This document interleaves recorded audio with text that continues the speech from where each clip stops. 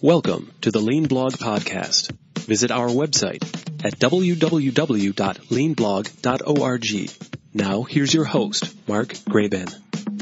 Hi, it's Mark Graban. Welcome to episode 489 of the podcast. It's November 1st, 2023. Joining me today is Ward Vuillemot. We're going to be talking about errors, the celebration of errors, the correction of errors, the building of a culture where we can learn from errors and mistakes. So a great episode ahead. If you would like to learn more about Ward and his work, look for links in the show notes or go to leanblog.org/489. Welcome back to Lean Blog Interviews. I'm Mark Graban, and our guest today is Ward Vuillemot. He is a seasoned C-suite executive. He has over 6 years of time leading fully remote teams while building technology organizations from the ground up. That's with companies ranging from 150 to 650 employees and revenues ranging from about 50 to 125 million. He's been doing that across the Americas and in Europe. He is currently the Chief Product Officer and Chief Technology Officer at RealSelf, and he is a technical advisor through his own company. His website is wardvuillemot.com. I'll put a link to that in the show notes so we don't have to take time spelling it. It's a long name, but it's there in the show notes. Ward advises startup founders and CEOs on their technical roadmaps and their technology organizations along with lean approaches. So that's why he's here. Ward, welcome to the podcast. How are you? Excellent. Thank you, Mark. It's great to be back. Yeah. And when Ward says be back, we recorded an episode of My Favorite Mistake back in November, episode 195. I'll put a link to that in the show notes. And for those who are listening, this is the thing that Zoom does to you. When I made the comment about the spelling of his name, Ward was smiling and chuckling, but I don't think it came through in the audio. So just so you know, he wasn't shooting me a glare or anything. My last name in particular trips up a lot of people, and depending on with family member and where they are in the country, I think a lot of people think it's spelled differently. So it's a tricky one. But I've got the pronunciation and I think the spelling down. Absolutely. Yeah. Yep. So I do, we had a great conversation on My Favorite Mistake, and I encourage people to go check out both stories. We got a bonus story from Ward about Favorite Mistake, and there's going to be some overlap where today, I originally, when Ward and I talked about doing a podcast together, it turned out to be both. But I think the overlap in topic is something Ward has developed and used and written about called celebration of errors. So we will get into that. But normally we start off here on the Lean podcast with a bit of origin story time. So Ward, kind of tell the audience here, tell us how you first got exposed to Lean. What was some of the context and why did it? Well, what's your story? Yeah. Yes. So story is. It's an interesting sort of circuitous route that actually starts on the proverbial knee of my father. My father spent time in Japan, actually during the military between wars, but he fell in love with Japan. And as a consequence, as a professional at some point, he was very much engrossed in total quality management, TQM. Mm-hmm. So when I was very young, let's say pre-teens, 8, 9, 10, 11, 12, I was reading the books on TQM and that management style. And those are the conversations that he and I had around the, again, not quite literal dinner table. So I was very much engrossed in that thinking from a very early age, then spent time in Japan, studied there, ended up being a technical Japanese interpreter for Boeing. Where I originally had been employed as an aerospace engineer, but for a while, people might know Shingijutsu in the industry as lean consultants. They worked and probably still are working with Boeing on the Boeing production system, so similar, analogous to the Toyota production system. So I was the first full-time employee employed by RealSelf as a Japanese interpreter, and because I am trained as a technical Japanese interpreter. I read, write, and speak at a technical level, like at an engineering level, not grammatically technical, though I guess maybe it is, but like I'm conversant at that technical level. It was a good fit for me. And so I spent really one full year on the proverbial knee of Shingijutsu consultants, going around all of Boeing's facilities in North America and Australia, doing Kaizen workshops. So pretty much being engrossed in it 5 days, 6 days a week, for 10 hours a day for, upwards of 52 weeks. And so that was really when I got dumped back into lean. Again, in a lot of instances, I'd have entire days by myself with the consultants. And when they realized, on top of being able to speak Japanese, I was also an aerospace engineer. I spent a lot of time just getting very one-on-one instruction from them. And I ended up leaving that and going back to, now, I said aerospace engineering, but I've been programming since I'm 5. I've been doing this for 45 years, so you can date myself. But I was really always doing computational engineering, even when I was at Boeing. So I moved back into software engineering. I was really within the aerospace discipline. I was doing a lot of software development.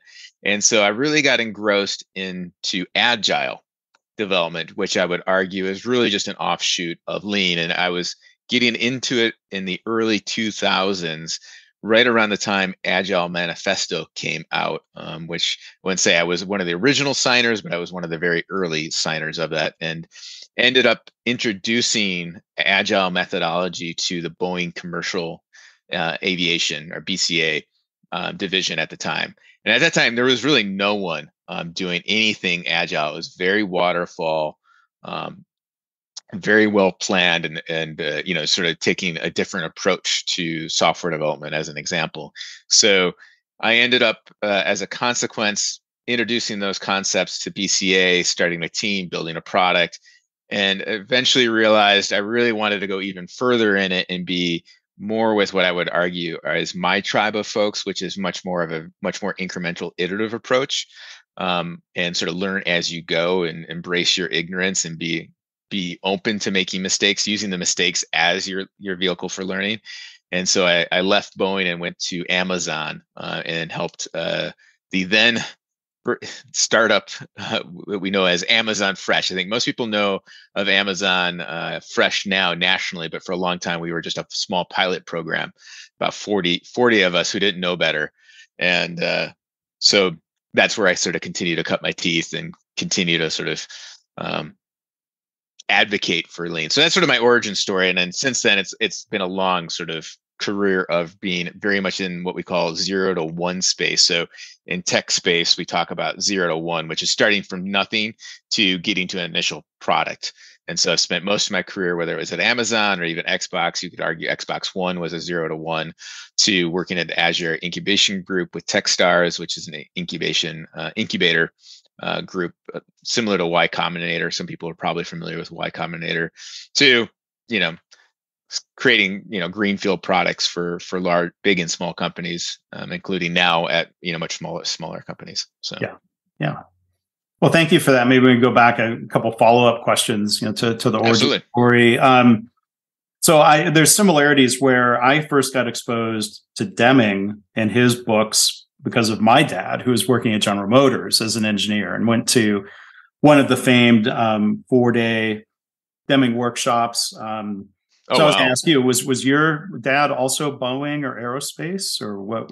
No, yeah, I am familiar with Deming too. That's amazing if you got to go to a workshop. No, my father was working for a small company at the time, Welch Allen, out of central New York. They make medical equipment, borescopes and endoscopes, fiber optics, the rest of that. And so he was an operations manager, and it was focused on the manufacturing and the repair of medical equipment. Yeah. And do you remember, did he also have a Deming book on his shelf, or did you? Most definitely. Yep. Later. Yeah. No. Deming and all that entire history for me was sort of growing up. I think Deming being sort of, inarguably, even in Japan, really the godfather of what we think of as lean today. Yeah. Yeah. And Toyota, even in recent years, still gives credit or pays homage, however you might say that, to how important Deming philosophy is to their management system. Right. So you got all that time with Shingijutsu, and so you That's I'm sure. Gosh, I mean, there's probably an hour's worth of stories from all of that. Um, well, here, let me ask you a question first. Like being pedantic, maybe about pronunciation or language.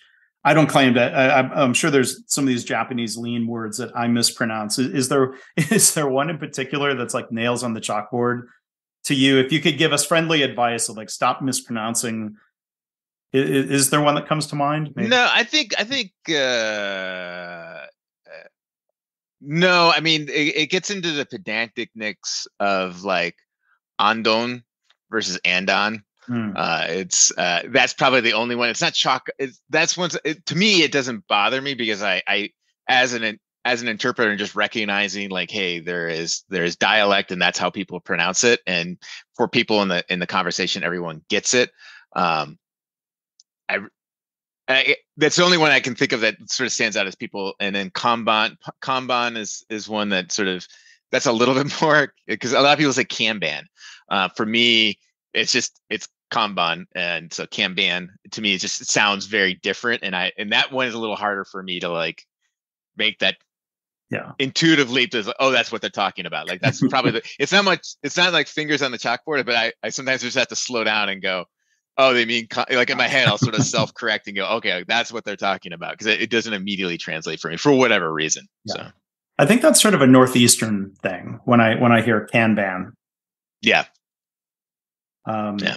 So maybe back to more substantive issues. I mean, that time with the Shingijutsu sensei. I mean, is there anything that stands out to you, whether it was through the events or that one-on-one time, like something you remember that was like really surprising or counterintuitive that they taught you? I think it took me time, and I think even years later, there's a level of human-centric design to the Toyota production system that I think oftentimes goes underappreciated by even people who are devotees of lean and Toyota in particular, and how much it's really centric on a very democratized form of leadership. And so to imbue your company with lean, like everything else, isn't just a bunch of methodology and process. It's a culture shift that is, I think, really hard to articulate to folks, that you can't just mimic these things and expect to get the same results unless you're also willing to adopt some really deep-seated and deep-held beliefs around how you operate, how you think about leadership, and what your roles are within organizations. So much of lean is sort of like, managers manage abnormality, right? The employees processes manage normality, right? It speaks to a conviction around the roles and responsibilities of contributors in your organization, up and down. It's, how much of lean is about the top listening down, like your people on the closest to your customer actually know the ground truth better than you as an executive. So your job is to listen to them. And so the communications is always coming up from the bottom, right? Which is a cultural conceit or a cultural norm versus, in the West, we have very much of that top down. Our job is to yell at our employees at the bottom, the theory X, they're lazy. So you have to like really appreciate, that's the piece I really try to harp on, is it's all about culture. I was recently doing some consulting for someone in Switzerland, and they're asking me about, what sorry, I was going to use some acronyms that the audience might not know, but continuous integration, continuous deployment that we use in software as an example, and how we do the software development life cycle. And I kept on just coming back to like, well, it depends on these things. And he basically said, these are all culture notes. Like these are all cultural. And it says, exactly. Every decision you make about your software development cycle, your continuous integration, your environments, your development environment, your tooling, everything, your hiring process, it's an expression of culture. So understand your culture and work back from there. I can't tell you to adopt this process if you don't have this culture, because I can tell you which processes don't align well with certain cultural norms. So that's the biggest piece I think around lean, and it's very human centric. It's a very beautiful, very practical expression of a love for craft and a love for craftspeople that I think really goes underappreciated, particularly in the United States manufacturing. that I have seen. I'm not saying everyone, but I think that's probably the majority, the general majority. Yeah. Yeah. So if we go back to the word, I'm going to say it. I have a habit of saying andon. Andon. Is that better? Andon, but yeah. Okay. Andon. Sorry. It's okay. It's okay. Don't worry. Don't get self-conscious. So I don't like to correct people or tell, because I don't want you to get self-conscious about something. Okay. So I'll stop doing that. So, but if we think of andon as equipment, andon cords or buttons and lights and chimes and boards, and I mean, somebody could copy Toyota and install those things, but without a culture. And I want to explore this more, whether it's around mistakes or errors, like as you put it so well, using mistakes as a vehicle for learning.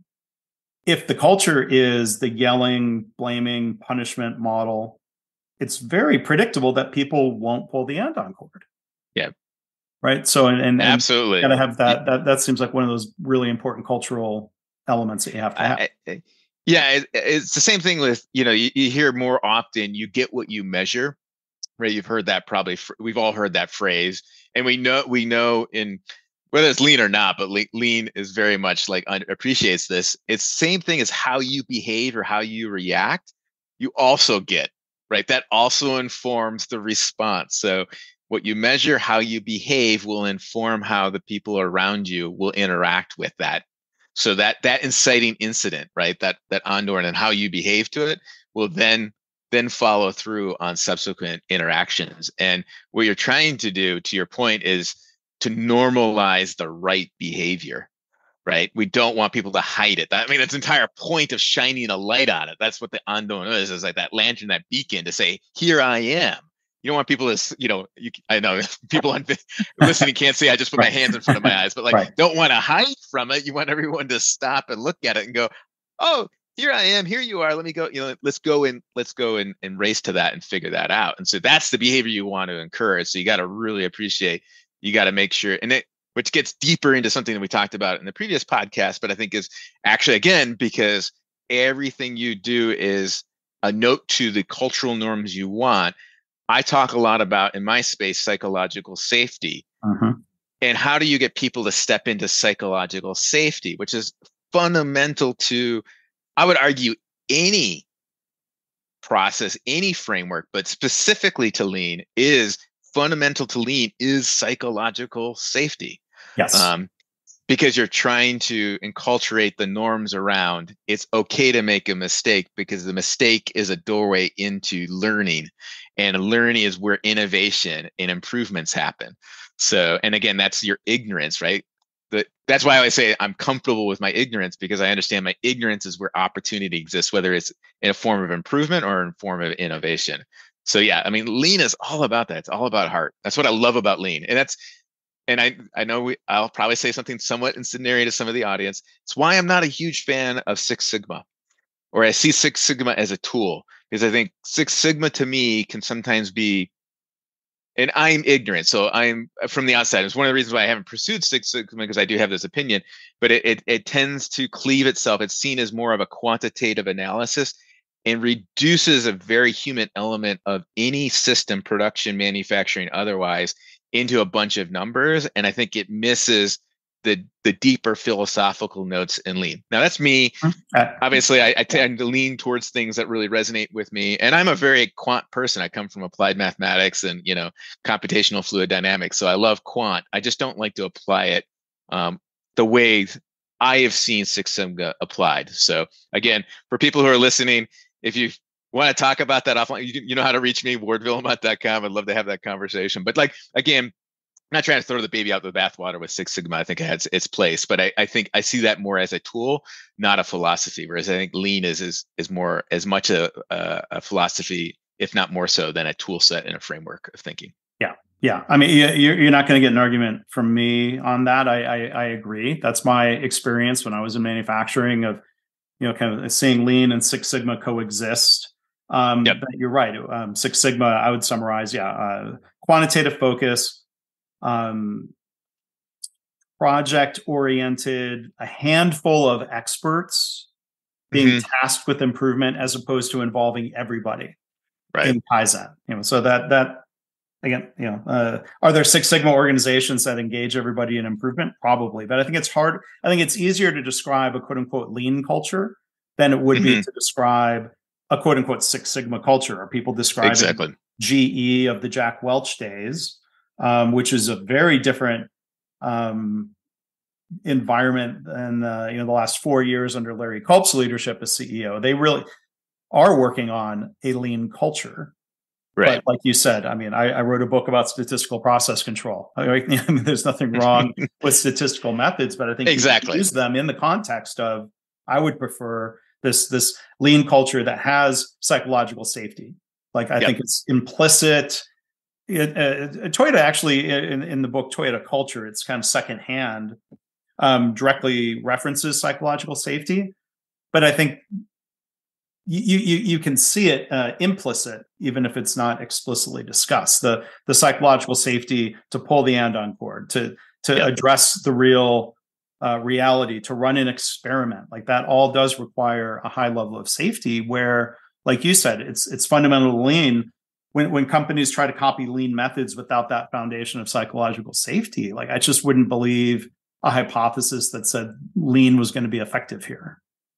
I absolutely agree. And, it's interesting. Like, you make an interesting point too around psychological safety. It's for you and I, and for the audience, obviously we're going to use the psychological safety because that's important for us to have a conversation about, but it's really important as leaders to recognize psychological safety isn't two words. It's actually embodied through a bunch of behaviors, and you don't have to use the word psychological safety anywhere in your company to have psychological safety, but you could talk about it and guaranteed not have it, right? But not talking about it doesn't guarantee that you don't have it, right? Does that make sense? And so it makes total sense. When I joined like Real Self, I introduced the celebration of errors, which actually I stole from at least Amazon. Amazon might have stole it from somewhere else. There's nothing wrong with stealing, right? And it was known as a correction of errors. There's a lot that I liked about it. There's a lot that I didn't like about it. Or at least I felt like Amazon had lost the way on the subtle cultural pieces that a COE could create or not create if used correctly or incorrectly. And so for the first thing I did, actually before I even joined, like, I want they had these incident reports. I was like, I'm done with incident reports. I don't want to see incident reports. I want to see a COE. Here's a COE. Here's how you do it. And they're like, well, it looks like an incident report. It's like, it's not really an incident report. Yes, there's a part of the incident reports in it, the root cause and the rest of it, but it's different. And I did that intentionally because I think a COE is one means to create behavioral or norms that in hindsight, a lot of people would turn around and go, oh, I feel psychologically safe because the way we use a COE broadly throughout the company is to create an environment where people feel safe to fail, that it's okay to shine a light on their mistakes and bring it to the weekly business review or the monthly business review or whatever and sort of say, hey, something broke and I need everyone to know about it. And it had a pretty big impact, and it impacted 1 million users, and we lost, $100,000 of potential revenue or direct revenue as a consequence of this.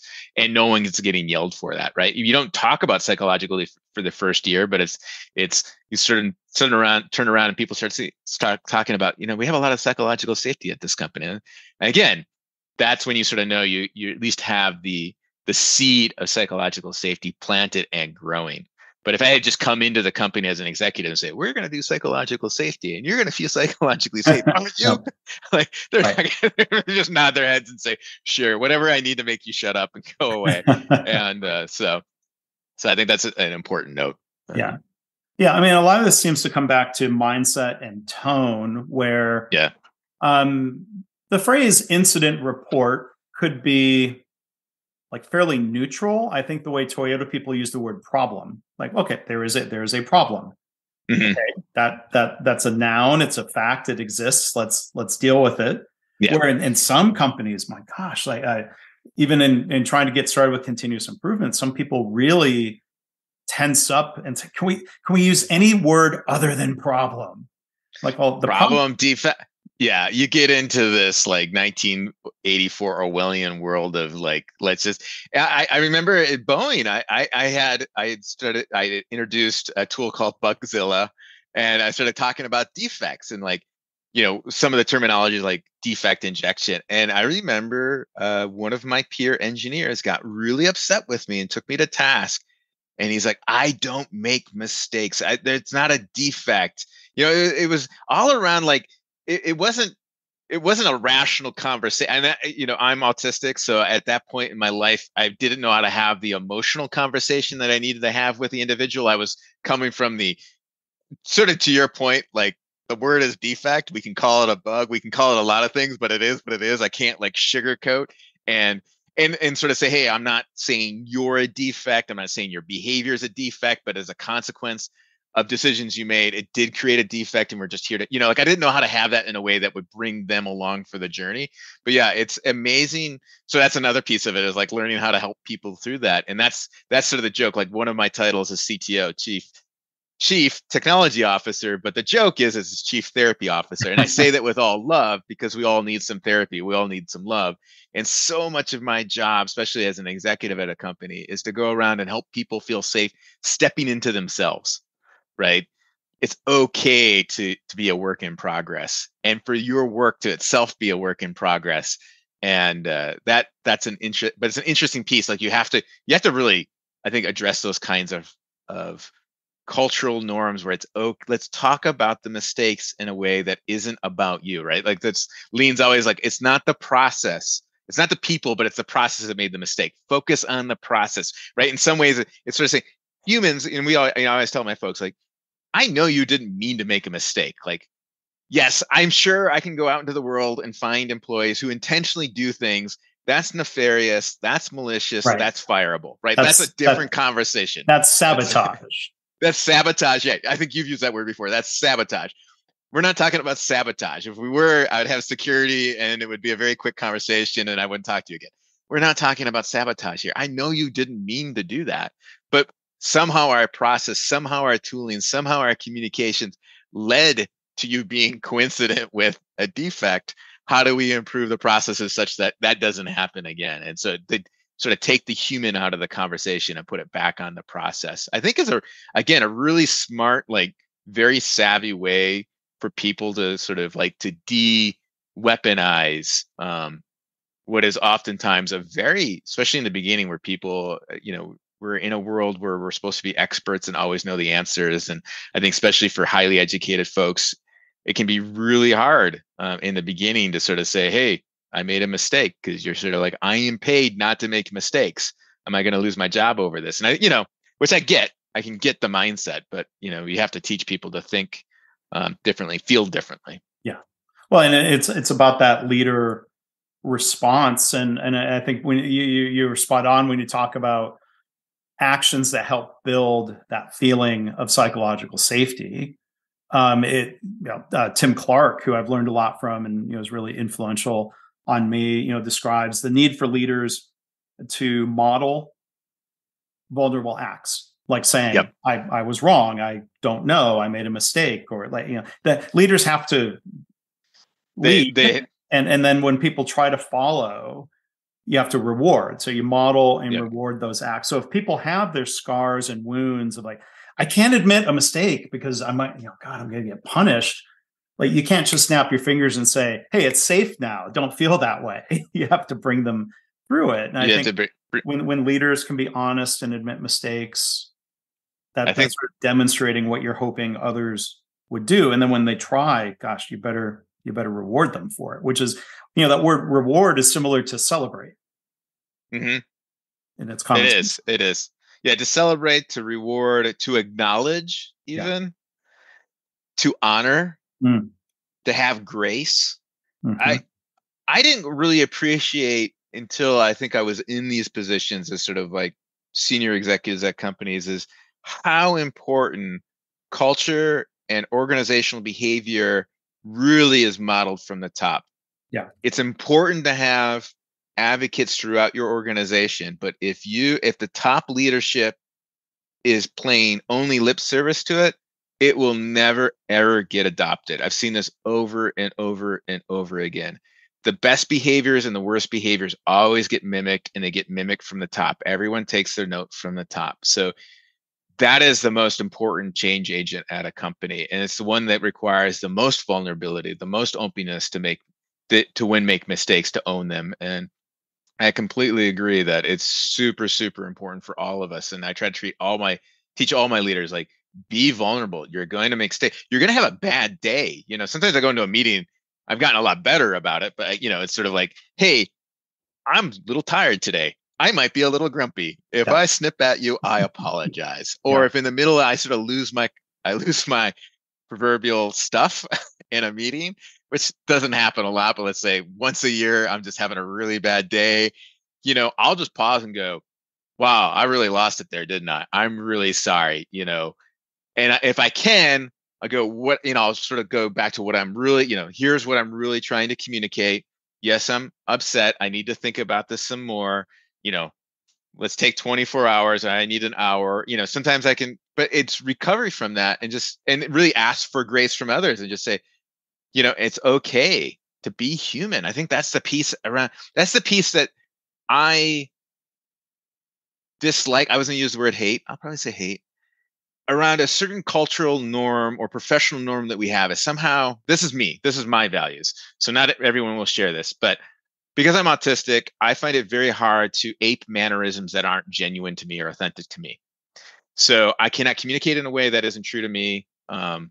Like, it literally just makes me physically, emotionally, like, distraught, irritable, angry, enraged, like, just not able to do it in a healthy way. So it's hard for me to show up at work and behave in a way that isn't consistent with the way I would behave personally. And the fact of the matter is like, I'm not the perfect human being outside of work. So I can't come to work and be something that I'm not, which is an imperfect human being. And I think we have too much of an adherence to a professional self versus personal self. And that professional self is sort of this very trimmed up, always has everything buttoned up, has all the right answers, is never wrong, is very confident. And I think it's harmful, even toxic, when taken to the extreme. And, learning to be self-aware, self-actualized, be accountable, but also be transparent, and be vulnerable, I think, to me, is a very important aspect of myself that I bring to work and I ask my employees to.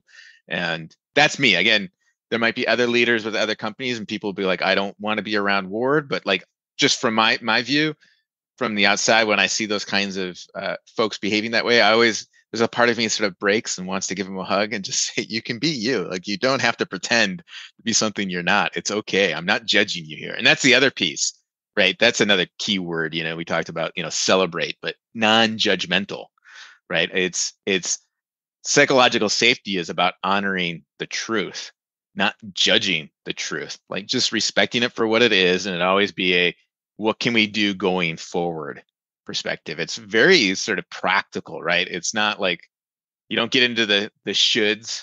We should have done that. It's, yes, we could have done something different. We will do something different based on that learning, but we don't use like trigger words for me like should, which is a judgment, right? That is passive aggressive. It's toxic. It's not useful. It's not constructive. It's counter to asking the person the next time to come to you with a problem. Like, yeah, you should have done that. Okay. The person's sort of going, okay, you're judging me, and next time I'll maybe hide this from you. Yeah. That's what you've taught them in that moment. You haven't like scared them into like doing things right. You've just sort of taught them to hide from you, like just by using the word should. That's how powerful the word should is.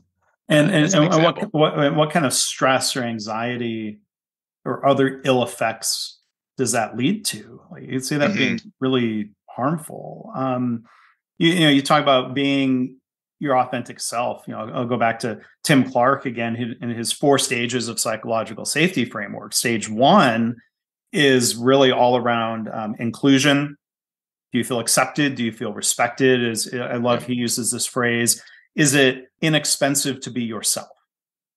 Just this kind of just comfort level of do people accept you? Now, on the other hand, and this is not being critical of you, but being your authentic self, if you were losing your stuff every single day and you were to say, but that's me, that's my authentic self, that might be, a leader, again, I'm not pointing this at you, but a leader who Yep. is doing that and saying, well, I'm being authentically me. That's good for psychological safety. Well, that might be true for that leader, but not for everybody else.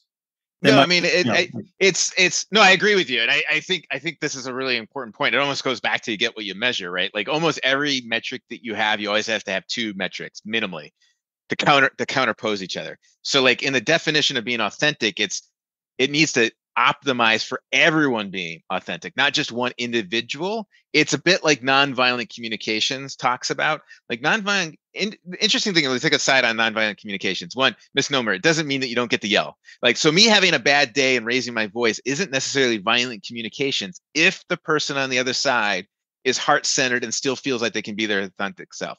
We still haven't like violated the nonviolent communications creed. We haven't actually created a toxic environment. Now, if I do anything that makes you, Mark, step away from your authentic self, then I have intentionally, unintentionally created an opportunity to created a toxic situation, right? So there's a lot of things that we can be doing, and so it's always a negotiation of how we interact with people. There's the obvious notes. Raising voice is probably going to be a trigger for some people, especially if they're not your peers in the organization, right? I can probably raise my voice and be a little bit more closer to the emotions with, Jeff, my CEO. But if I went to a person who reports to me, I'm punching down, right? Like I shouldn't do that. Like that's definitely not acceptable to behavior. So it's situational and it's depending on all parties. But your point being, and what I loved is that being your authentic self is low cost or ideally free, right? As long as everyone feels like, hey, I can still be in this meeting and it's pretty free for me just to be me.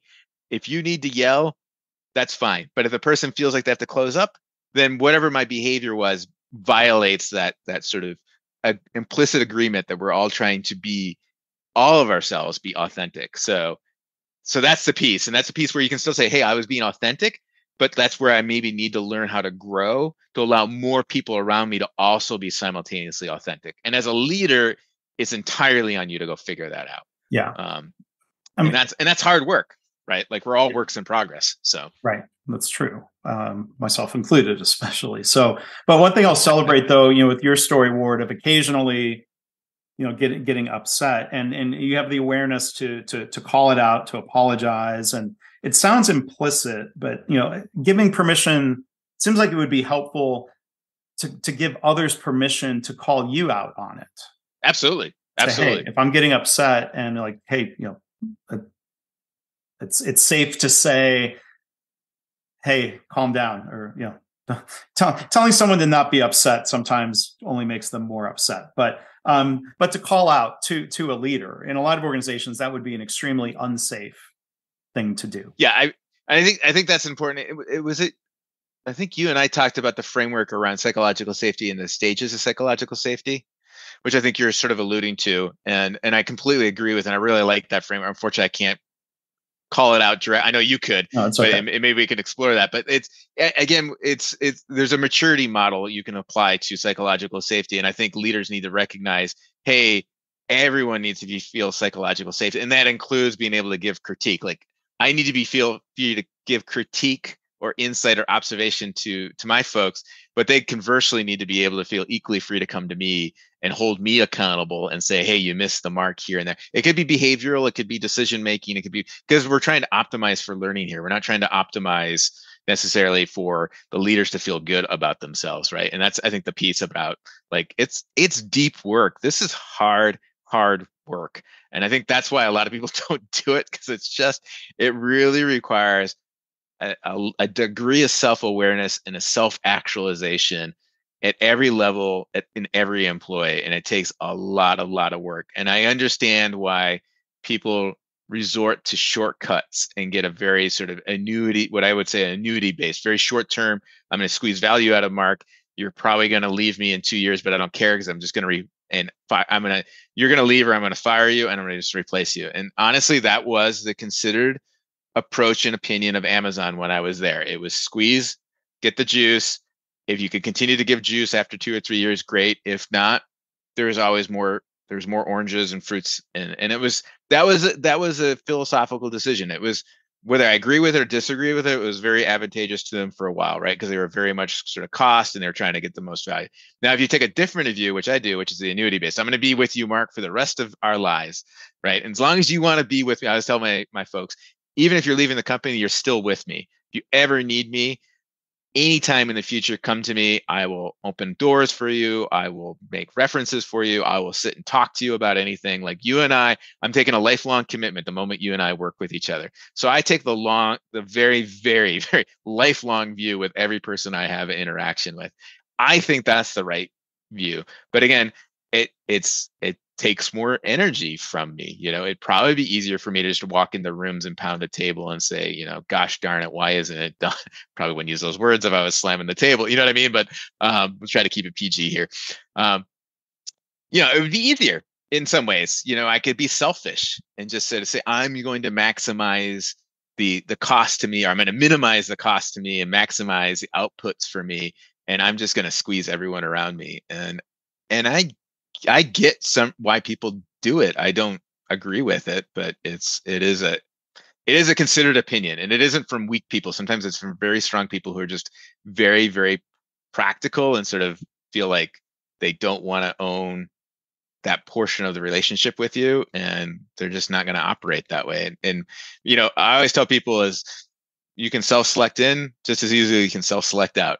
Find your people, and that's the last piece around culture. I always say, like, tell you how I operate, and it might. I guarantee there's probably people listening to this. Maybe not this group, but I'm sure there's people out in the world that they heard me. They'd be like, I would not want to work for Word. I just want to come to work, do my job. If you got to yell at me, that's cool. I don't care about any of this other stuff. I don't need you to be vulnerable with me. I don't need to be talking about love and accountability. That's not what I'm here for. Just give me a paycheck. I'll do my job. And I'd be like, that's great. I don't want you here, but not because you're not an amazing human being, but you wouldn't be an amazing fit for what we're trying to achieve here. And I think that's lean. To me, what we embody at Real Self is like fundamentally a lean concept, at least has the foundations of lean in that sense from a cultural perspective. That sounds familiar, like for whatever position I'm in I'm not trying to judge, but it sounds familiar. Yeah. We've had this conversation here that's really about, mindsets and behaviors and cultures. I mean, people can go online and read about the COE template, right? That part people can just go read, but I appreciate how you're filling in details here around intent. It's not correct. Back when people were calling it correction of error, the emphasis is on error, the way we would emphasize problem, defect, like process. It's not correction of the individual, of like, figuratively holding your dog's nose in it when they've not gone outside before, that behavior of rubbing people's faces in the problem. That's not what correction of error. Yeah, and that's definitely not what celebration of error would be. But I can see with that word, it's more positive. It's more positive. I mean, I'm trying to set a note of like, hey, I want people to celebrate our errors. Like, I'm really trying to be like on the nose with it, right? I'm not trying to be subtle with it. But in lean, we talk about value add and non-value add, and that's another one that curls people's toes when they first get introduced to the value of add. Because I always say 100% of my job, guess what, folks, is non-value add. There's no customer that pays to have me here. Like, it breaks my heart too. This meeting that I'm telling you about, value add, non-value, guess what? It's non-value add. Right. But in the same way that we have this nomenclature to help us, I love the value add versus non-value add nomenclature and the necessary versus unnecessary. Like, it is such a powerful framework. It's the fundamental framework for understanding the world of like how you operate. But from the way you lead, you can similarly have a value add and non-value add. Everything that changes fit, form, or function that changes your employee to lean into learning is value add. Everything else is non-value add. And then it just gets into whether it's necessary or not. And so much of process, training, education, templates, they are non-value add. And ideally they're necessary though, but they're really non-value add. They're an artifact. They're a means towards the thing that you really care about, which is a value add, which is moving your employee towards an innovative learning mindset. And so that's, I think, really important to recognize. These are just tools They themselves aren't magical, and that's why the adoption of the tools rarely begets the outcomes that you see, because it's not just what you use, but how you use it that matters. It's so important in that, and you can see examples of this. You can think of the recent example of full housing between, I want to say Switzerland, and now it's being readopted into California. I might get the country in Europe wrong, but like they're readopting similar processes in California to help with the housing crisis, in particular with homelessness. And the reality is it's not going so well in California. And there's a lot of reasons, but a lot of it is because you can't just take these things out of cultural context and just mimic the policies and procedures and expect to get the same results. It's no different. It's exactly the same problem, just at a different scale. Yeah. So, yeah. Well, maybe one last thing we can explore here. I think earlier you mentioned theory X versus theory Y. I'm guessing most anybody listening to this podcast in general, or anyone who's made it this far into our episode, is not a theory X thinker who's been turned off. I would hope not. I would hope not. We may have people in the audience who work for somebody who still kind of clings to the theory X mindset. Or I could think, Ward, you would not want to go take a job working for a theory X leader. You would want to figure that out during. I've done that in the past. I've definitely where I didn't think they were a theory X, but I mean, Amazon, very theory X. Manufacturing is sort of classic because I think that comes from that. Reminds me very much of that military, the enlisted versus the officers mindset, right? The whole thing of, and I would say the military is actually far more enlightened nowadays than they were, 40, 50 years ago, but they used to sort of hold to that of, only the officers, which is an analog to only the managers know what to do. And all the folks on the floor, all the people in the trenches just are lazy and don't want to do the work. So, yeah. I mean, when I was at GM in the 90s, that was theory X environment and then some, and then seeing, the I've talked about in some episodes here, the NUMMI trained GM plant manager who came in. Yep. World of difference with his mindsets, and he wasn't born that way. He had his eyes opened from that experience at NUMMI. But allow me to just role play for a second, kind of theory X manager. Absolutely. Yeah. Again, this is not me saying that, but but okay, we're talking about celebration of error. Okay, Ward, if I celebrate errors, I mean, that's just going to encourage more. People are going to be sloppy. I mean, don't we need to we need to hold people accountable for errors and their bad performance, right? Hold them accountable, I think, is success is truly not at the individual level, at a group level, and we all have pride of work. I don't think anyone you have to believe, and I do believe, people really do want to do their best work. No one is going out of their way. So by celebrating the error, we're celebrating the fact that we had an error. And you got to understand, error is an entryway into the one thing that is the most precious commodity at any company, is the learning, because the learning is our future and the future is our opportunity. So yes, we want to celebrate those errors. Now, if a person, again, I'll use my good friend Mark, if the person is doing a sabotage, they're doing it intentionally, we'll have that conversation about them sabotaging. But errors in themselves, 99.9999% of the time, is not a sabotage. It is an error, and it's an opportunity to learn. Yeah. And as you said so well earlier, punishing errors or mistakes, whatever we're going to use, people will learn to get better at hiding them.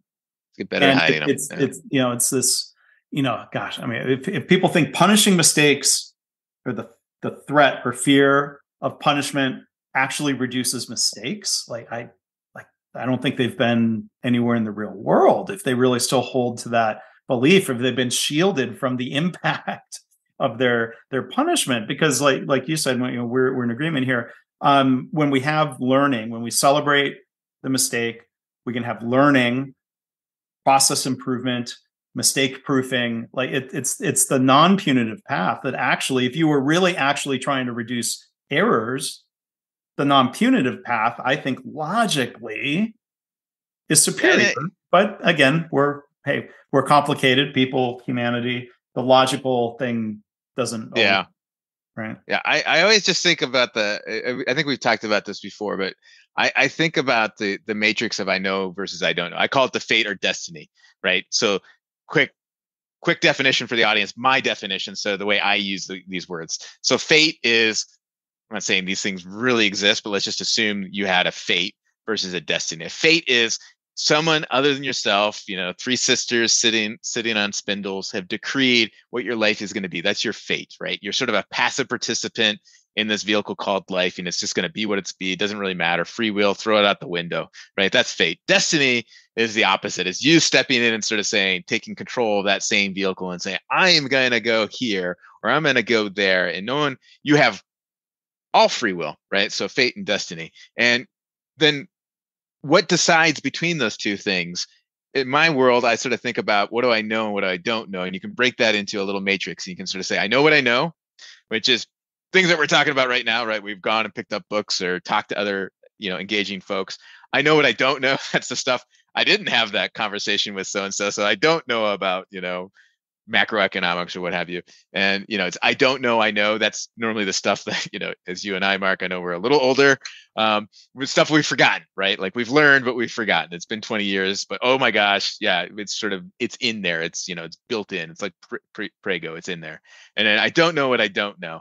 And that's where fate and destiny come from. That's the decision. And the declination between whether it's going to be fate or destiny is the decision of whether you want to step into your ignorance, which is I don't know, or just let it come to you. And if you just let it come to you, then you're sort of saying errors will be what they'll be. I'm not interested in learning from them. I'm looking to be punitive. I'm guaranteeing you will have your fate given to you. If you're willing to accept your errors as an entryway into that vast world of universe of ignorance, which is a huge black box, and shine a light into it, that is your destiny. And that is where, again, innovation comes from and where improvements come from. That's where our future comes from.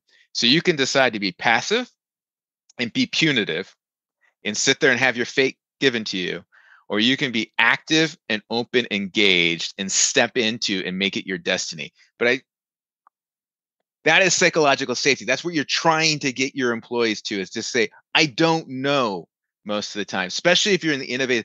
I don't know the answers. It's okay, but I'll figure it out. There's nothing wrong with that. I mean, if I can go just a little further on this, because we all like books. You've just written a book, it's getting published. That's amazing. That's declarative knowledge, right? You've turned procedural knowledge, all that hard-earned years, decades out there in the trenches to figure this out, and you've written it down in a form that another person can come behind you and read it, right? You've taken your procedural knowledge, turned it into declarative knowledge. That's an amazing asset for everyone. Like you and I both have books all around us. I love declarative knowledge. However, we have an over fascination. I'm not saying don't go buy Mark's book. Please go buy Mark's book. But what I'm saying is that we over rely on, in this country in particular, the way our education system is set up, to idolize the printed book as the only true source of knowledge. Yeah. But what we forget, or what we know implicitly, and I want to make it explicit, especially within the lean community, is that true knowledge is procedural. It is learned hands-on. And if you're going to go down the path, if you hear the hammering, sorry, I'm just getting really excited and hammering on my desk. But if you really want to be innovative, then you're going to do something no one else has done. You're going to be a trailblazer. It means it's going to be procedural knowledge, and you're going to make mistakes because that's how you learn. And so if you're not open to that, you're not open to be innovative. You're not open to making improvements. You are just fated to read from someone else's book and follow behind them. You are not a leader in any definition. That's how strongly I feel about this stuff. Like, sorry, because I completely took over the conversation. But like, this is my passion. These are the things I want everyone to understand. And to me, that is the heart. This is the heart of lean. All the rest of the stuff is amazing. We can talk about Andon. We can talk about Kanban. We can talk about, Muda. We can talk about value add and non-value add. All those things are amazing, but those are tools, those are vehicles to help get to this promised land, which is this huge, huge universe of ignorance that we're going to go explore together and find our futures and make our destinies. To me, that is what I love about lean. Yeah, I'm with you. Please don't apologize for the passion and the enthusiasm. I share that with you. That's why I wanted you here on the podcast. And I mean, there's the frontiers of innovation, but even process improvement, like in an existing process in a factory or a hospital. I think back to the Toyota people I've been fortunate to learn from, of constantly asking, like, basically sussing out the difference between knowledge and an assumption. And people kind of get tripped up, or if I try to pass along this coaching, if I hear people say, oh, we know the root cause of that problem. Oh, okay. How do you know that? Oh, we talked about it in a conference room and we decided that's the root cause. I'm like, I think what you have there is a hypothesis or an assumption. How do we go test? You have an assumption. If you were to go run an experiment on that assumption, you could then say you have a hypothesis, right? So, but I agree with you. I agree with you so much. I mean, that, and I tried to share some thoughts about this in the book, since you brought it up. The difference between knowledge and assumption, and more often than not, it's a matter of as Rich Sheridan from Menlo Innovation says, run the experiment. Yeah, run the experiment. Have that bias. I would submit to you, assumptions aren't bad. No. What is bad is implicit assumptions. Explicit assumptions are very valid and as an engineer creating a system, I'm going to assume, I'm going to put it in my requirements doc. I'm going to make this assumption that this is true for now. Making it explicit, I think, is very, very important. All my biggest mistakes in my career come from implicit assumptions, where I forgot the challenge and I took something that was an assumption and thought it was knowledge. Right. And that is ultimately always, and that's why I just want to make that distinction, is the implicit assumptions are actually the real grenades in the room. And it's always humbling when one of them blows up with you, because you're like, I remember thinking about that and going, I thought that was true. And you're like, nope, that was an assumption. Yeah. And you thought it was safe not to challenge it. And so, go run the experiment, challenge your assumptions, remove the grenades from the room. That's well said. So I think we'll leave it at that. Our guest today has been Ward Vuillemot. It's always fun talking with you, Ward. I'm going to call out one thing here at the end. A couple of minutes ago, you talk about us being about the same age. You made reference to a Prego spaghetti sauce commercial, I believe. Yes, sir. For the younger listeners who don't know that. Oh, that's right. Yeah, that's probably the 80s. It's in there. It's in there. Where is it? I'm sure it's on YouTube. Like oregano, it's in there. Yeah. Yeah, go look at YouTube. It's probably from someone's VHS tape. You might have remembered those. Before there was streaming, there was VHS tape. Before that, there was Betamax, and we all know Betamax is better than VHS. Can we agree to that, Mark? Logically, technically, that seemed to be true. Yes, but that's the right answer. Wasn't HD DVD considered better than Blu-ray? But yeah, that's a good one. I think yes, because I think there's some compression that was put on Blu-ray. I think it's a question of the encoding. now we're geeking out a little bit, but I think it gets down to whether it was encoded or unencoded. And I think a lot of times they would encode on Blu-ray. So I think you're right. I think the HD DVDs, but that's what I remember. Don't quote me on that. I could be wrong. Someone in the comments will correct us, I'm sure. But like we were saying, I don't know that HD DVD was better. That's my assumption based on a memory. Exactly. Yeah. All right. So again, you can learn more about Ward. WardVuillemot.com. We'll put links in the show notes. Different articles. There was a great piece in Forbes about psychological safety and celebrating errors. That not written by Ward, but quoting him and talking about this approach. I'll share all of that. So this has been great fun. Let's find a topic we can dig into again sometime, Ward. Yeah, absolutely. And put in the comments in the podcast if there's something you want Mark and I to dig into.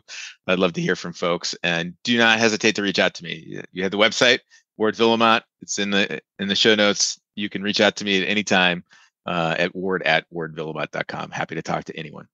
That's kinder than making your email Vuillemot@wardvuillemot.com.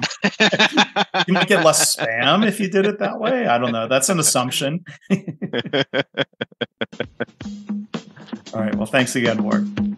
Thank you, Mark. Appreciate it. Thanks for listening. This has been the Lean Blog Podcast. For Lean news and commentary updated daily, visit www.leanblog.org. If you have any questions or comments about this podcast, email Mark at leanpodcast@gmail.com.